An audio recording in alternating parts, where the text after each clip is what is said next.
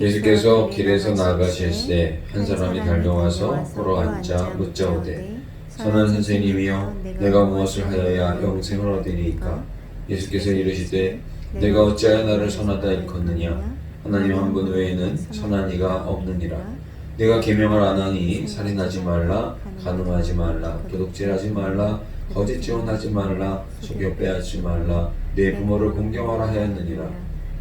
그가 여짜오되 선생님이여 이것은 내가 어려서부터 다 지켰나이다. 예수께서 그를 보시고 사랑하사 이르시되 내게 아직도 한 가지 부족한 것이 있으니 가서 내게 있는 것을 다 팔아 가난한 자들에게 주라. 그리하면 하늘에서 보화가 내게 있으리라. 그리고 와서 나를 따르라 하시니 그 사람은 재물이 많은 고로 이 말씀으로 인하여 슬픈 기색을 띠고 근심하며 가니라.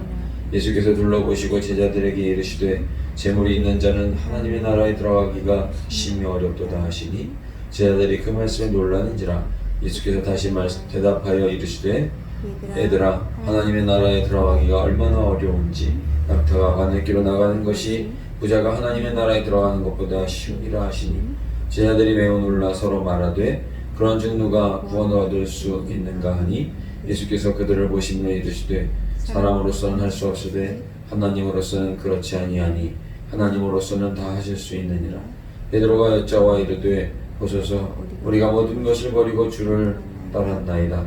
예수께서 이르시되 내가 진실로 너희에게 이르노니 나와 복음을 위하여 집이나 형제나 자매나 어머니나 아버지나 자식이나 전토를 벌인 자는 현세에 있어 집과 형제와 자매와 어머니와 자식과 전토를 100배나 받되 박해를 겸하여 받고 내세의 영생을 받지 못할 자가 없느니라.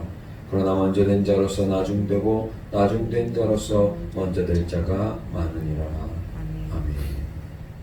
마태복음과 누가복음에도 이 본문이 나와 있는데 이 사람은 젊은 관리요 또한 부자였던 청년으로 이렇게 알려져 있습니다.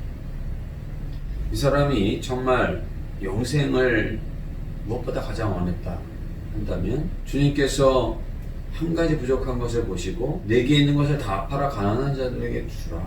그리하면 하늘 보화가 내게 있으리라. 그리고 나를 쫓으라. 이렇게 말씀하셨을 때 재물 때문에 영생을 포기하고 말았습니다. 그가 하나님의 말씀을 어려서부터 다 지켰습니다. 이렇게 대답을 했습니다. 그 말씀을 이뤄야 되겠다라고 하는 결단이 있어야 하는 것이죠. 그래서 믿음의 선지들처럼 다른 것을 포기하더라도 내가 이 말씀을 이뤄야 하겠다 이런 결단을 가지고 주님의 말씀을 따라야 했을 것입니다. 이 청년이 어떻게 그 큰 재물을 얻었는지 그의 부모에게서 물려받았는지 아니면 그가 고위직이었기 때문에 그런 재물을 얻었는지 알 수는 없습니다. 그러나 대충 추정하는 바는 부모에게서 물려받은 것이 많지 않았겠는가. 그 부모는 그러면 그 재물을 누구에게서 받았을까요? 그 부모에게서 받았든지 했겠죠. 돌이켜보면 하나님 아버지께 받은 것입니다. 그러니 하나님께 받은 것 가난한 자들에게 다 나누어 주라. 하나님이 주신 것이기에 또 더 큰 하나님의 영생을 받아야 될 자이기에 그 말씀을 따르면 되는 것입니다. 그것이 주님께서 말씀하신 단 한 가지였습니다. 주님께서는 이 사람이 사랑스러웠지만 그의 말대로 살펴보니까 정말 모든 계명을 다 지킨 거예요. 그런데 그 마지막에 재물에 막혀서 더 큰 하나님의 보화 영생을 얻지 못하고 돌아가는 것. 그 안타까운 상황을 보시고 부자가 하나님 나라 들어가기 어려운데 얼마나 어려운지 낙타가 바늘게 통과하는 것보다 어렵다 이런 말씀하셨습니다. 누가복음 16장 말씀해 보시면 불의하게 청지기를 제대로 못한 사람에게 그의 모든 것을 이제 청산하고 돌아가게 그렇게 했습니다.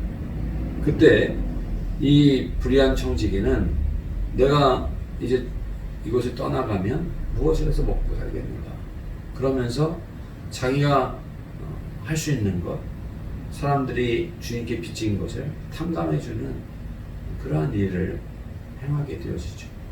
그때 주인이 그가 행한 것을 보고서 지혜롭다 이렇게 칭찬한 내용을 주님께서 비유로 말씀하신 것이 있습니다.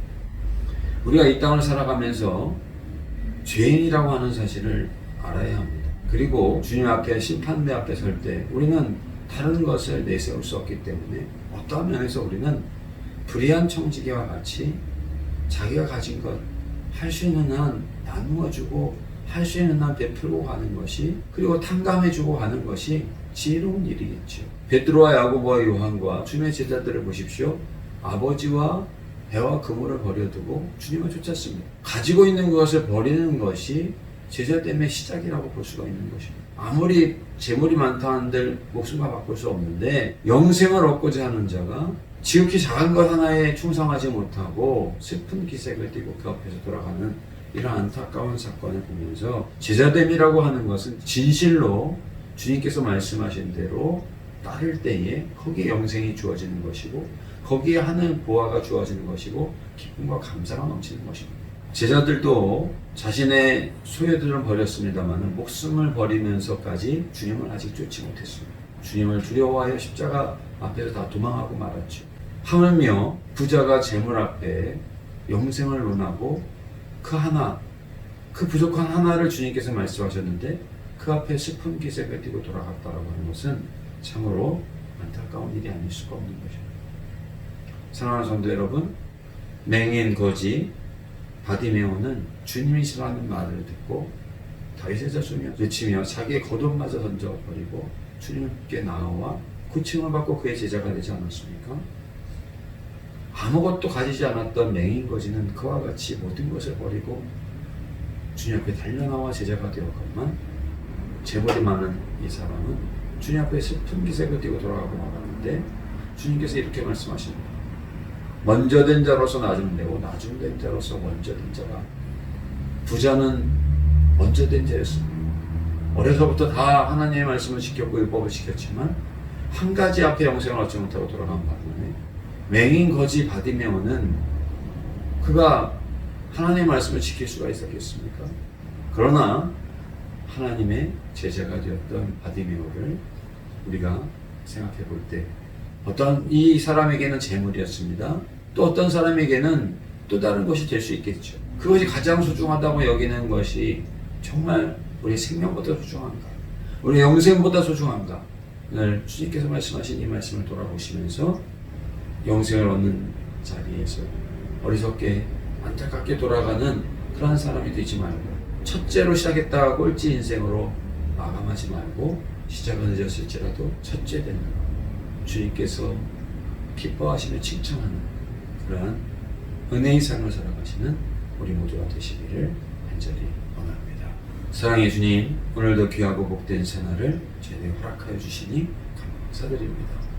주님, 저희들은 온갖 은혜를 받고 살아갑니다. 하나님의 자녀가 되고 영생을 기업으로 얻는 자가 되어졌습니다. 재물 많은 이 사람을 통하여 주님 앞에 돌아섰던 안타까운 모습, 영생을 얻지 못한 안타까운 모습 앞에 저희들 역시 온갖 것을 누리며 주님께서 말씀하신 그 하나 때문에 그것에 걸려 영생을 잃어버리는, 또 주님의 말씀을 지키지 못하며 참 하늘의 보화를 누리지 못하는 그러한 안타까운 삶을 살지 않도록 성령이시여 우리의 마음을 밝히 비춰주시고 무엇이 소중한지, 무엇이 참으로 가치 있는 것인지를 깨달아 하는 지혜를, 또 은혜를 저희들에게 더하여 주시옵소서. 주님께서 기뻐하시는 것, 주님께서 귀하다 하시는 그러한 인생을 살아가는 하나님을 영화롭게 하는 우리 모두가 되도록 인도하여 주시옵소서. 오늘 한 날도 주님을 의지하오니 지혜로 살아가게 하시고 기쁨과 감사가 넘치도록 인도하여 주시옵소서. 모든 것을 예수님의 이름으로 감사하며 기도드리옵나이다.